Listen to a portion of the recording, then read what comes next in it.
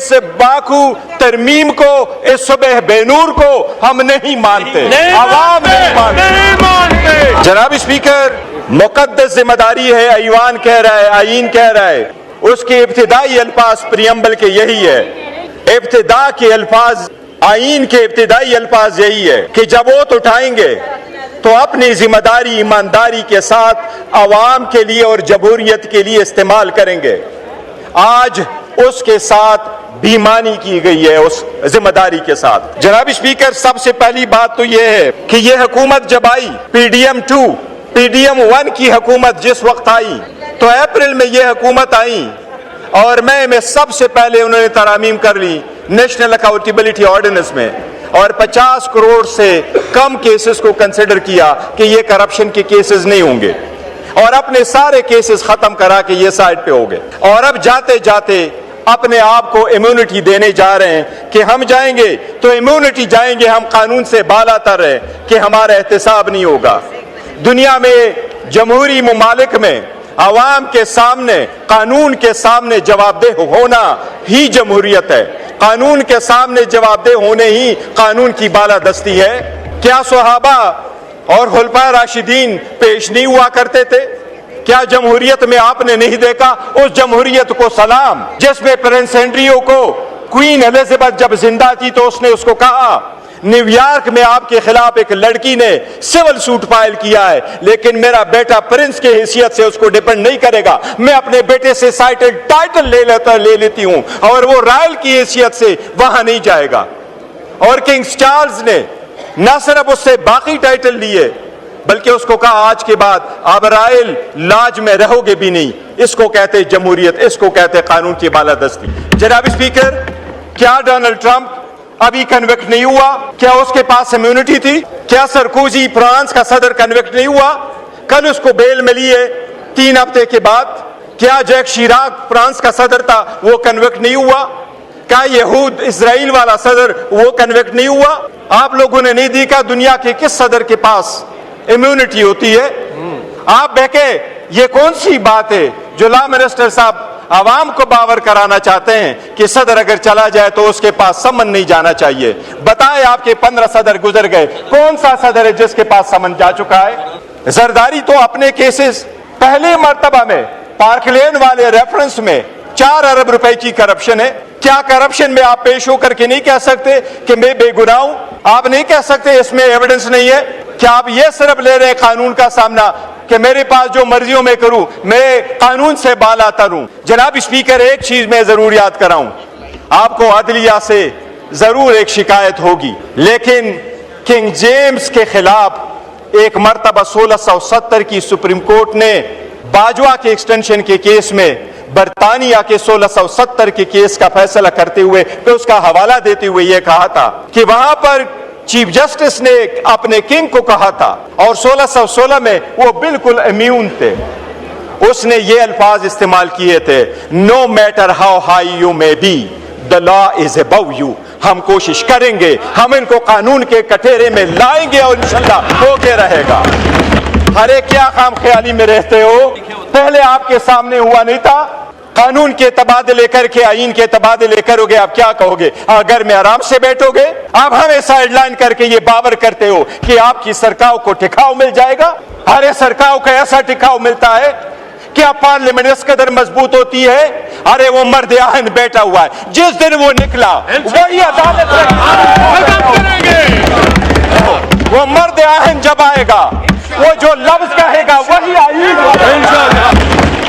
अगर आजमा के देखना है, अगर आजमा के देखना है तो किसी द्वार बाजार में जाके देखो, किसी जुमे पे जाके देखो, किसी फौजी पे जाके देखो। हरे आईन और कानून उसकी मरूनी मिन्नत है, करो।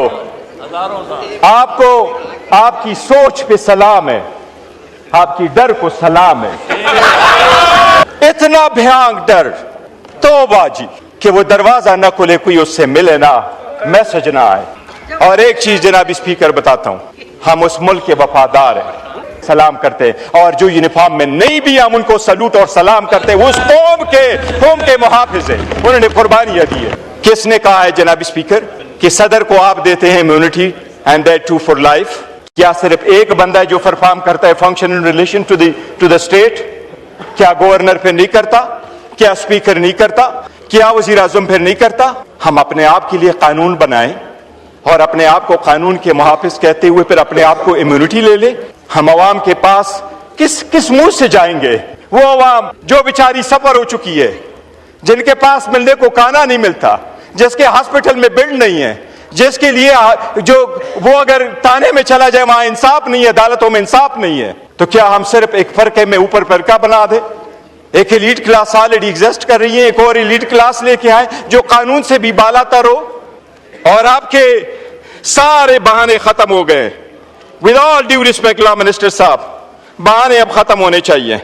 और बहाने ये थे कि जब हम पहली मर्तबा फेडरल कॉन्स्टिट्यूशनल कोड बनाने जा रहे थे तो आप लोगों ने हमें क्या कहा?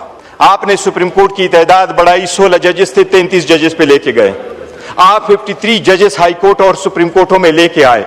मैंने आपको 16 सितंबर में यहां कहा कि 56,000 केसेस सुप्रीम कोर्ट में पेंडिंग है। वो केस जिसके लिए आप फेडरल कॉन्स्टिट्यूशनल कोड बना रहे हैं, जिसको आपने प्रिसाइसली कहा कि वो आईनी मसाइल कहेंगे, वो सुप्रीम कोर्ट में आज भी फकत 148 केसेस है। बाकी केसेस आर्टिकल 184 के नहीं है, वो आर्टिकल 199 के आईनी मुकासद नहीं है। अगर 141 केसेस के लिए आप कॉन्स्टिट्यूशनल अदालत बना रहे हैं, ये सब उसके लिए नहीं बना रहे हैं। जनाब स्पीकर, आवाम के बुनियादी हकूक का हुकूमत के खिलाफ, हुकूमत की जद कोब में जो लोग आ जाते हैं, उनके खिलाफ लोगों के पास एक किला होता है, अदलिया किला की हैसियत से ये उस किला को फतह करना चाह रहे हैं और अपनी मर्जी के पैसे ले लेना चाह रहे हैं। जनाब स्पीकर, मैं दो चीजों का बसद एहतराम अर्ज करूंगा। आज जब आपने तरमीम करने जा रहे हैं, आपने सेरेमोनियसली भी सुप्रीम कोर्ट को नहीं छोड़ा। आपने सुप्रीम कोर्ट ऑफ पाकिस्तान को खत्म किया, जो तो रहने दिया है, उसके